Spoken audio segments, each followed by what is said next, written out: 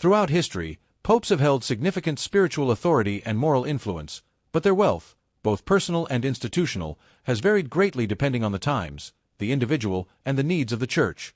Hello viewers. Welcome to Matters in Rome. If you're just joining us, please subscribe and don't forget to turn on notifications bell for more videos. And don't for Pope Francis and Pope Leo XIV, though both occupying the same seat of power, represent strikingly different approaches to wealth, material possession, and the Vatican's economic dealings. This article explores the notable differences between their financial footprints, offering insight into their values, leadership styles, and the economic realities of their papacies. Humility versus prestige. From the outset of his papacy in 2013, Pope Francis made it clear that he would embrace humility over grandeur. Born Jorge Mario Bergoglio in Argentina, Francis declined many of the traditional papal luxuries. He refused to live in the lavish apostolic palace, choosing instead a modest guesthouse room in the Vatican's Casa Santa Marta. He also wore simpler vestments, rode in an unarmored Fiat during travels, and discouraged opulence in church leadership. These actions underscored his commitment to poverty and solidarity with the marginalized. In contrast, Pope Leo XIV, elected much later in a different geopolitical climate, came into power during a time of increasing church involvement in global finance and politics. Although he did not personally amass extreme wealth for his own use, his papacy was marked by the Vatican's expanding economic influence.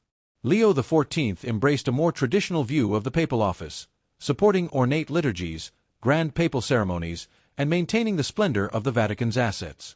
He resided in the apostolic palace and used the full resources of the papal court, a symbolic affirmation of papal dignity and institutional authority. Personal wealth and lifestyle. Pope Francis is often described as a poor pope for a poor church. He has no known personal fortune, and his financial transparency has been widely praised.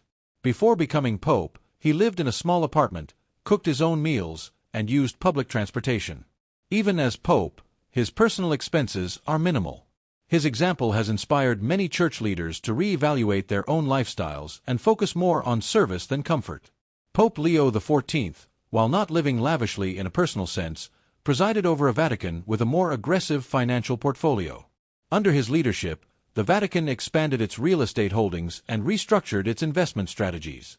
Critics often pointed to his administration's financial ties with global entities and business elites, raising questions about the growing wealth of the Holy See under his watch.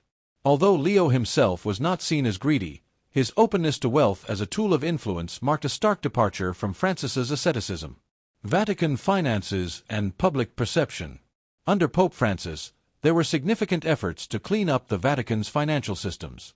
He initiated reforms at the Vatican Bank, introduced new oversight structures, and pushed for greater transparency.